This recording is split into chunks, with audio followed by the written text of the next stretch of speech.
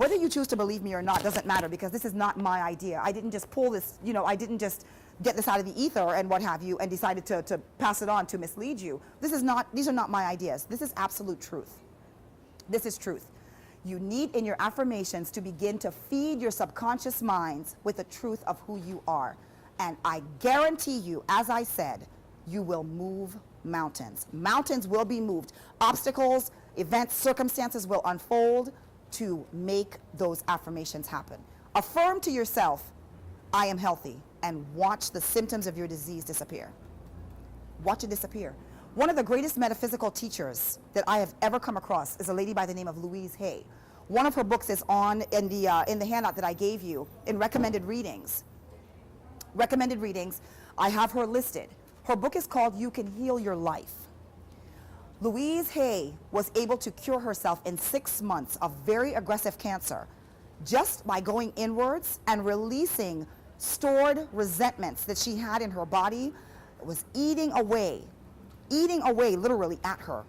What does cancer do? Doesn't it eat away at you? The same thing when you feel resentful, you say you're eaten up, right? Her belief, and it's been actually science is coming to realize that the same thing is true. For every physical symptom, there is an emotional component.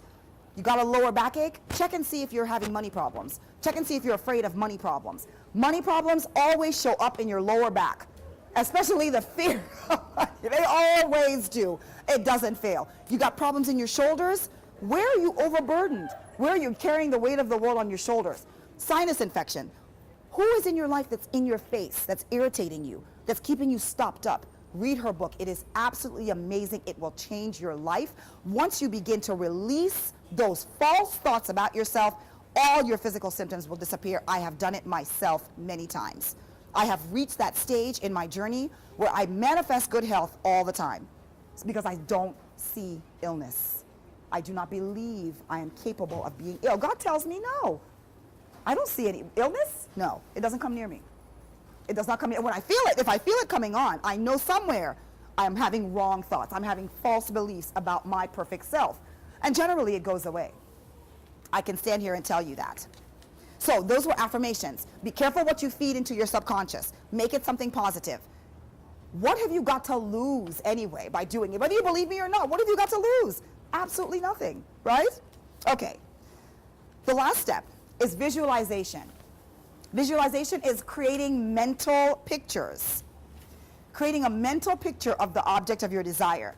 Now, before I go on, there are, well, I wouldn't want to say two schools of thoughts, but to me, when you're practicing visualization, you need to be very specific about the object that you desire. And I will tell you why. As I said before, your subconscious mind does not know the difference between reality and between what you feed it. It is simply going to make manifest what it is you are feeding it. I'll tell a story. One of the attendees, actually, well, one of the persons who registered called me and told me this story, and I thought it was wonderful and very timely. There was a woman who, in using the process, she wanted a refrigerator. So she asked for the refrigerator. She saw it in her possession. She began to do affirmations about the refrigerator, and she took it a step further. She created, and I actually encourage you to do this.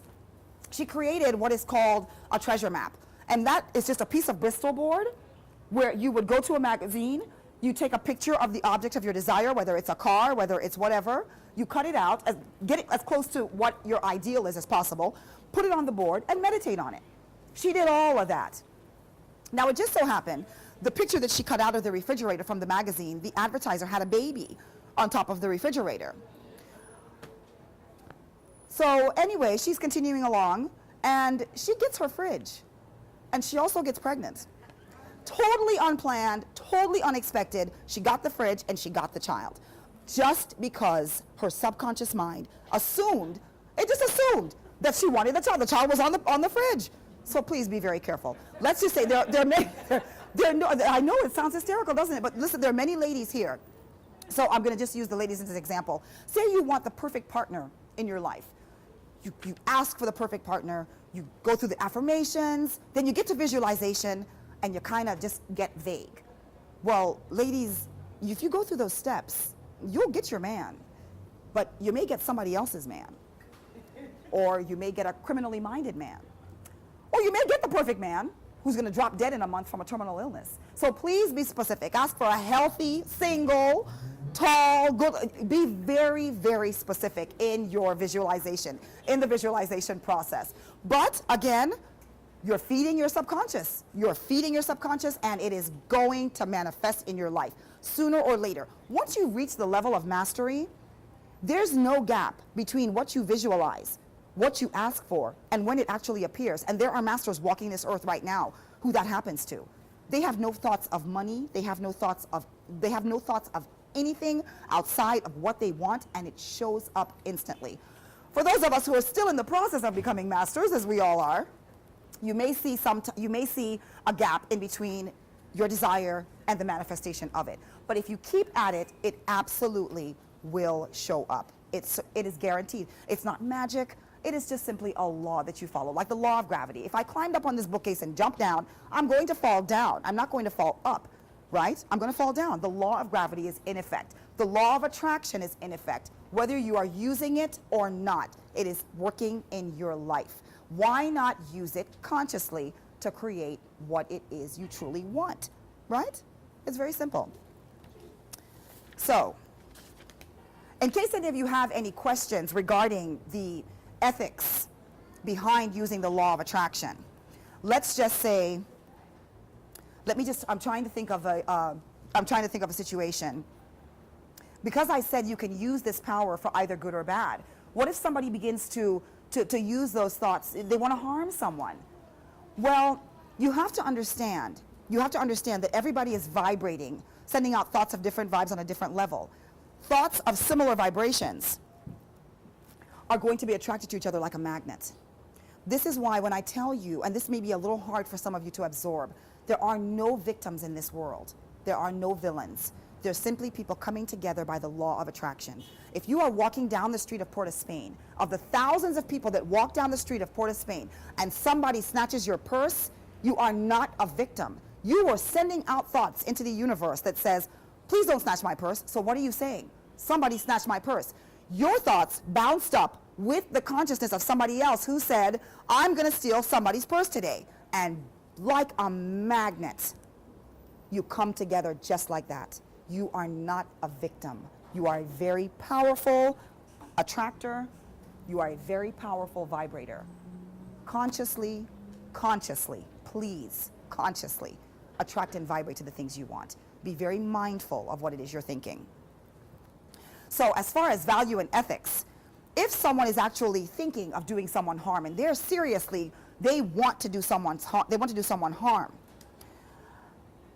whatever event unfolds, both parties were involved. You understand? Both parties have to be involved. There's no two ways about it. So I can't say, I cannot, all I can say is that the law of attraction, it doesn't play favorites and it doesn't judge.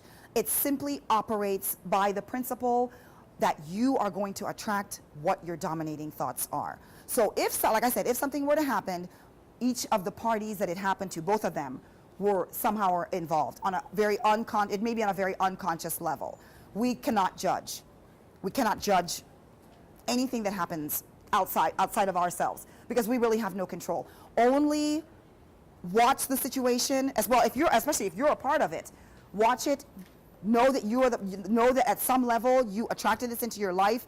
I know it doesn't sound good. I know it may not make you feel good.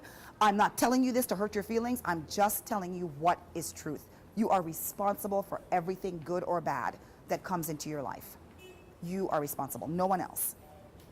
No, there's no one else. It does not work that way. It is contrary to the law, and there are no contradictions to this law.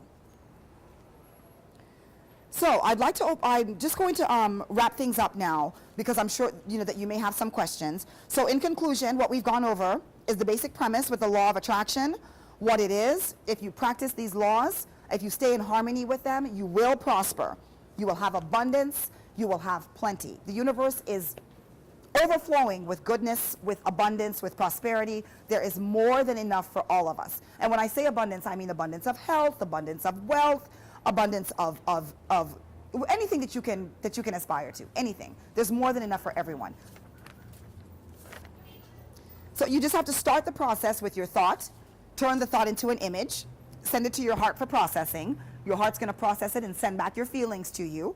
Then you act on your thoughts, and then you allow the results to come to you. And by doing this, you will receive results from your thoughts, whether they're good or whether they're bad. The old saying is, be careful what you wish for, or your thoughts are very true in every respect. So therefore, I ask that you watch your thoughts if you want the best that life has to offer you. Thank you very much.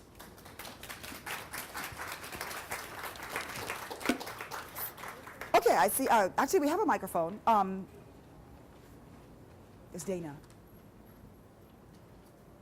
We have a question here, and then I'll take you next.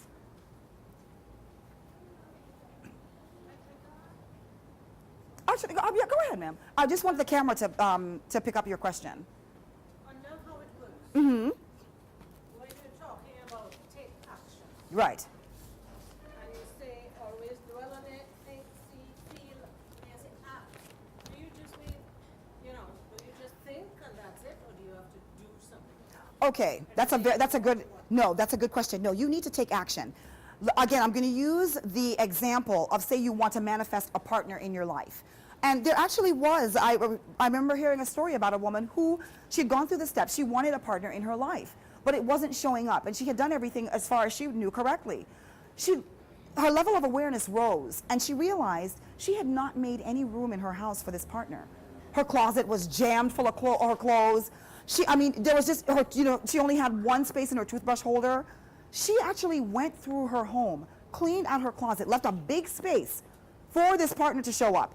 Put a toothbrush holder that holds more than one toothbrush, by the way. She made room for him. This is just like the story I told you about the little boy who went out and bought the uniform before he got his results. You have to take action. Go ahead. Just supposing now, like you were talking about check, I want to check for $10,000. Okay. Just sit down and think I want to check for $10,000. If I want $10,000, I don't do anything, I just okay. That's wonderful. You're going through the steps. You ask for it. Okay, I'm asking, God, I want $10,000. I thank you for $10,000, because remember, you have to see yourself receiving it. How would it feel when you got that check for $10,000? Right? How would it feel? How does it feel? It feels good. So you're doing the visualization.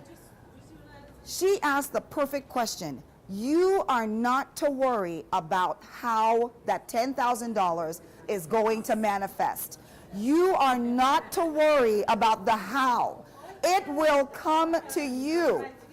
It may come by a check in the mail. It may come by an opportunity for you to make $10,000. You immediately let go of the how, leave that to the universe, and it will work it out, I guarantee.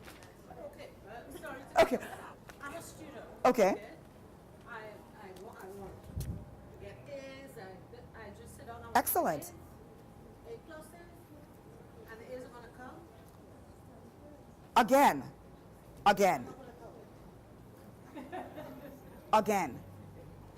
Automatically, once you begin to affirm, to ask, and to visualize, ways will be opened for you.